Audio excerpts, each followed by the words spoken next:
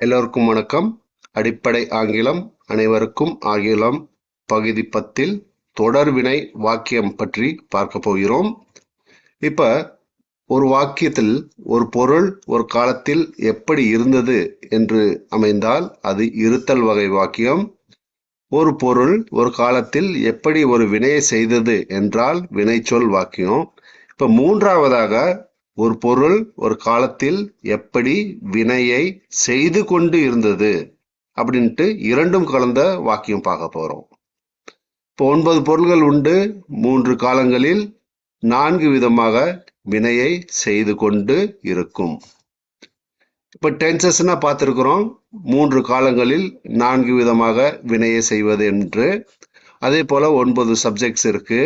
இப்ப இன்று நாம் பார்க்க போவது 9 பொருள்கள் அல்லது சப்ஜெக்ட்ஸ் தொடர்ந்து கடந்த காலத்திலும் நிகழ்காலத்திலும் எதிர்காலத்திலும் ஒரு வினையை செய்தால் அதற்கு எப்படி வாக்கியம் அமைப்பது என்பதை பற்றி பார்க்க போகிறோம். இப்ப கடந்த காலம் நிகழ்காலம் எதிர்காலத்தில் சாதாரணமாக ஒரு வினையை சொல்லணும்னாக்க சாப்பிட்டான், சாப்பிடுகிறான், சாப்பிடுவான் என்று சொல்கிறோம். அதையே தொடர் வினைனாக்க சாப்பிட்டு கொண்டு இருந்தான், சாப்பிட்டு கொண்டு இருக்கிறான், சாப்பிட்டு கொண்டு இருப்பான் என்று சொல்கிறோம். இப்ப இந்த இதுல பூனை நடக்கிறது, பூனை நடந்து கொண்டு இருக்கிறது, இரண்டுக்கும் என்ன வித்தியாசம்? சாதாரண வினைனாக்க ஒரு செயலை ரொம்ப சாதாரணமா சொல்லுது. நேற்று ஒரு கார் வேகமாக வந்தது, முடிஞ்சிடுச்சு. அதையே தொடர் வினைனாக்க வினை தொடர்ந்து நடப்பதை அழுத்தமாக சொல்வது. நேற்று ஒரு கார் வேகமாக வந்து கொண்டு இருந்தது. ஓகே, தொடர்ந்து நடப்பதை கொஞ்சம் அழுத்தமா சொல்றோம். சாதாரண வினையில வெறும் செயலை மட்டும் சொல்லுவோம், வந்தது, போனது, சாப்பிட்டதுன்ட்டு. இங்க தொடர் வினையில நடந்து கொண்டு இருக்கிறது, அத செயலும் இருக்கு, இருப்பதையும் சொல்றோம். இப்ப தொடர் வினை சொல்ல கண்டினியூஸ் டென்ஸ் என்று ஆங்கிலத்தில் சொல்லுவாங்க. அது தொடர்ந்து ஒரு செயலை செய்து கொண்டு இருத்தல். இப்ப ஒரு செயலை செய்து கொண்டு இருந்தால் செயலுக்கு என்ன போடுவோம்? செயல்வினை சொல். ஓகே, அடுத்து இந்த கொண்டு என்பதற்கு ஆங்கிலத்தில் ஐஎன்ஜி என்று சேர்த்திக்குவாங்க. அப்புறம் இருத்தல் என்பதற்கு இருத்தல் வினை சொல் வரும். இத ஆங்கிலத்துல பிரசன்ட் பார்ட்டிசிபிள் என்று சொல்லுவாங்க. இது மாணவர்களுக்கு தேவையான ஒன்று. இப்ப கோயிங், கம்மிங், ஈட்டிங் இந்த மாதிரி ஐஎன்ஜில எந்த வார்த்தை முடிந்தாலும் அதை பிரசன்ட் பார்ட்டிசிபிள் என்று சொல்லுவாங்க. இப்ப உதாரணம் பார்க்கலாம். நான் சாப்பிடும் செயலை செய்து கொண்டு இருக்கிறேன் அப்படின்னா என்னது? அதை எப்படி தமிழ்ல எழுதலாம்? நான் சாப்பிட்டு கொண்டு இருக்கிறேன். ஓகே, இப்ப நான் என்பது பொருள். ஓகே, அதுக்கு ஐ போட்டுக்கிட்டோம். சாப்பிடுதல் அப்படிங்கிறதுக்கு செயல்வினை என்ன? ஈட். அந்த கொண்டு என்று இருப்பதற்கு ஐஎன்ஜி, ஈட்டிங் அப்படின்னு ஆயிடாது.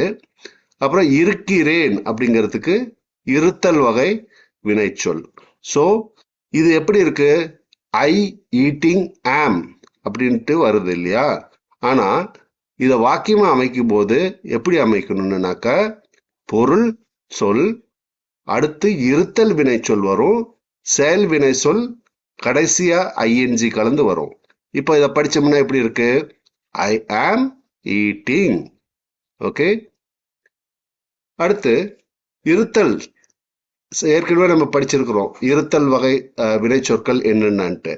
இப்ப நிகழ்காலத்தில் நான் என்றால் ஆம் வரும், ஹி ஷி இட் செகண்ட் குரூப்புக்கு ஈஸ் வரும், யூ வி தே அதுக்கு ஆர் வரும். அதே போல கடந்த காலத்திற்கு I was, he was, she was group 1க்கும் குரூப் 2க்கும் வாஸ் வரும். குரூப் 3 யூ வி தே அதற்கு வேர் வரும். அடுத்து எதிர்காலத்திற்கு எல்லாருக்குமே will be தான் வரும், 3 குரூப்புக்குமே. இப்ப அதையே தொடர்விடையா சொல்லும் போது இந்த இருத்தல் வகை வினைச்சொல் பிளஸ் செயல் வினைச்சொல் பிளஸ் ஐஎன்ஜி மூன்றும் கலந்து வரும். இப்ப பாருங்க, நம்ம வாக்கியம் அமைச்சு பார்க்கலாம். நான் போய்கொண்டு இருக்கிறேன். அதற்கு என்னது? பொருள் முன்னாடி வந்துருது ஐ. அடுத்து இருத்தலுக்கு am going, நிகழ்காலத்தில் am going வரும். அடுத்து அவன் போய் கொண்டிருக்கிறான், he is going. அடுத்து அவள் போய் கொண்டிருக்கிறாள், she is going. அது போய் கொண்டிருக்கிறது, it is going. அதே போல நீங்கள் போய் கொண்டு இருக்கிறீர்கள் என்பதற்கு you are going. நாங்கள் போய் கொண்டிருக்கிறோம், we are going. அவர்கள் போய் கொண்டிருக்கிறார்கள், they are going. அவை இவை போய் கொண்டு இருக்கின்றன, these those are going. அடுத்து கடந்த காலத்தில் இருத்தலுக்கு வினைச்சொல் என்ன பார்த்திருக்கிறோம்? 2 வரும், was and were. Okay, so group 1 and group 2க்கு was வரும். அதே போல குரூப் 3க்கு were வரும். இப்ப நான் போய்கொண்டு இருந்தேன், I was going. அவன் போய்கொண்டிருந்தான், he was going. அவள் போய்கொண்டு இருந்தால், she was going. அது போய்கொண்டிருந்தது, it was going. அடுத்து குரூப் 3. ஓகே, அதற்கு என்ன பாருங்க, நீ போய்கொண்டிருந்தாய், நீங்கள் போய்கொண்டிருந்தீர்கள் என்பதற்கு you were going. நாங்கள் போய்கொண்டிருந்தோம், we were going. அவர்கள் போய்கொண்டிருந்தார்கள், they were going. அதே போல அவை இவைக்கு these were going, those were going அப்படின்னு போட்டுக்கிறோம். அடுத்து எதிர்காலத்துல இருத்தலுக்கு என்ன வினை சொல் போடுவோம்? will be. அதே இப்ப இங்க தொடர் வினையில எப்படி போடலாம்? நான் போய்கொண்டு இருப்பேன் அப்படின்னாக்கா I will be going. அவன் போய்கொண்டிருப்பான், he will be going. அவள் போய்கொண்டிருப்பாள், she will be going. இப்படி எல்லா பொருள்களுக்கும் will be going என்று முடியும். ஸோ இன்று நாம் கற்றுக்கொண்டது தொடர் வினையில ஆங்கிலத்துல பொருள் சொல் முதலில் வரும், இருத்தல் வினை சொல் அதற்கு அடுத்து வரும், செயல் வினை சொல் ing கலந்து வரும்.